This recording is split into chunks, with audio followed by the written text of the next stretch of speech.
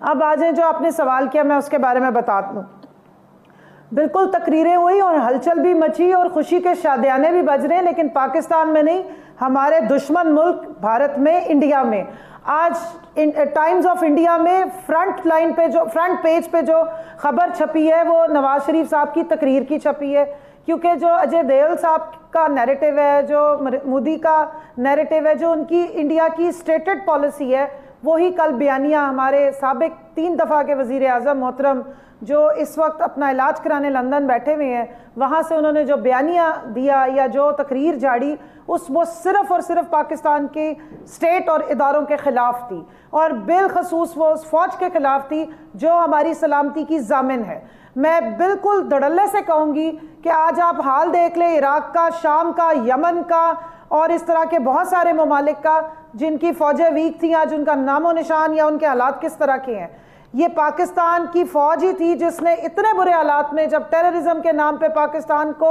India, اسرائیل اور دشمن ممالک توڑنے کی کوشش کر رہے تھے، یہ پاک فوج تھی جو کھڑی ہوئی ہے، اور پاکستان فوج کی انٹیلیجنس تھی جس کی رپورٹنگ پرفیکٹ ہوتی رہی ہے کہ آج ہم ٹیررزم سے بھی بچ گئے ہیں اور اپنے دشمنوں سے بھی بچ گئے ہیں. تو جو انڈیا کی اسٹیٹڈ پالیسی تھی، میری سمجھ سے باہر ہے کہ محترم نواز شریف صاحب وہی لائنز پہ کیوں بول رہے ہیں اور کیوں ان کو ہر دفعہ موقع دیتے ہیں کہ انڈیا اس وقت جو ہے وہ فل سیلیبریشن کر کمل صاحبہ میں آتا ہوں اس میں. ندیم صاحب ایک منٹ میں آ رہا ہوں، ذرا مجھے اس کو تیزی سے لے کے چلنا، میں آ رہا ہوں، آپ کی بات مکمل ہوگی. اسٹیٹمنٹ پوری کرنے دیجئے، بات مکمل کرنے دیجئے. اجمل قصاب کا واقعہ ہو، ممبئی اٹیک ہو، کلبھوشن یادو کا ہو، یا ابھی جو نقشہ کشمیر کا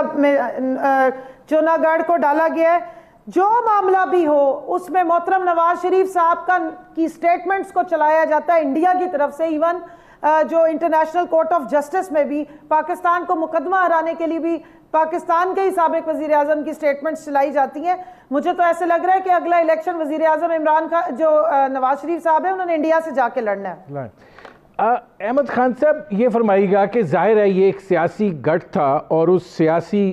ماحول میں سے اس بات کی توقع کی جا رہی تھی کہ سیاسی صورتحال جو ہے وہ ابھر کر سامنے آئے گی. آج مسلم لیگ نواز کے لوگوں سے بھی بات ہوتی ہے تو بہت سارے لوگ خود یہ پوچھنا چاہ رہے ہیں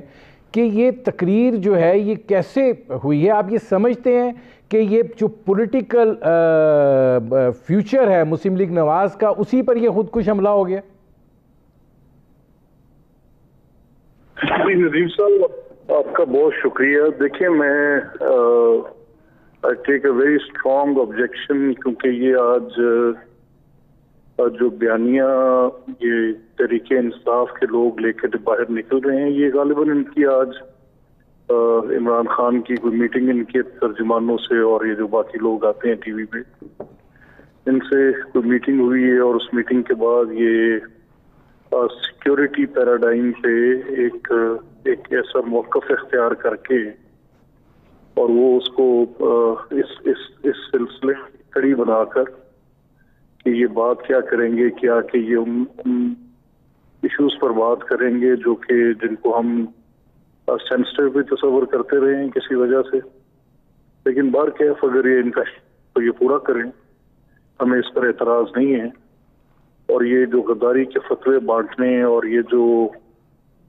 انڈین فلاں کسی نے ہندوستانی موقف کی حمایت کر دی، تو میں اس بات پہ بالکل نہیں جاؤں گا، because I hold my certain limits کہ میں کس بات پر کیسے بات کروں. اور ایٹ لیسٹ مجھ میں اتنی وہ ہے بات کرنے کے لیے کہ میں عمران خان کو ان کے دیے گئے بیانات کی بنیاد پر، جو کہ چاہے وہ کسی بھی حوالے سے تھا، مودی کا تھا یا ان کا ایک وائرل ویڈیو. احمد خان صاحب سوال یہ ہے کہ کل میاں صاحب نے عمران خان کو کچھ نہیں کہا، ان کے نزدیک انہوں نے خود کہا کہ میں ان کو کیا کروں. بنیادی چیز یہ ہے کہ اب یہ جو سارا نریٹو ہے یہ جس طریقے سے انڈیا کے اندر ٹیک آن ہوا ہے اور جو پاکستان کے اندر بھی جس حوالے سے گفتگو ہو رہی ہے وہ بہت منفی ہے. دیکھیں یہاں سوال یہ اٹھتا ہے کہ یہ جو ایک صورتحال ظاہر سامنے رکھی جا رہی ہے